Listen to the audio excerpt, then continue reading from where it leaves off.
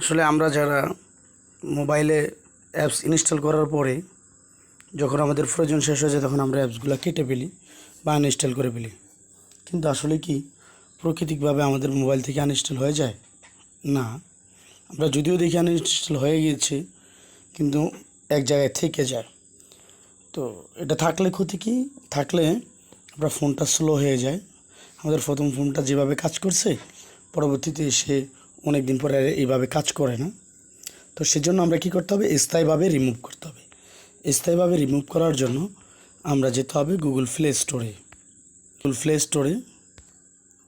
Google play স্টোরে যেতে হবে।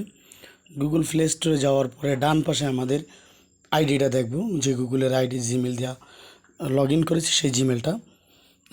যদি আমি একটু দেখাই, এই যে দেখেন আমার এই জিমেলটা। এই জিমেলের এখানে ক্লিক করতে হবে। ক্লিক করলাম। ক্লিক করার পরে আমি যেতে হবে, এই যে উপরে সবার উপরে দেখেন ম্যানেজ, এই যে ম্যানেজ অ্যাপে ক্লিক করতে হবে। ম্যানেজ অ্যাপে ক্লিক করার পরে তারপরে আবার দেখব যে এখানে এই ম্যানেজে ক্লিক করলাম। ম্যানেজে ক্লিক করার পরে এখানে দেখব ইনস্টল, যে আমরা যে সমস্ত এগুলো ইনস্টল করছি ইনস্টলগুলো দেখব। ইনস্টলের উপরে আবার ক্লিক করব। ক্লিক করার পরে এখানে দেখব নিচে ইনস্টলে যখন ক্লিক করব তখন এখানে আসছে ইনস্টলেড আর হলো নট ইনস্টলে ক্লিক করতে হবে। নট ইনস্টলে ক্লিক করলাম।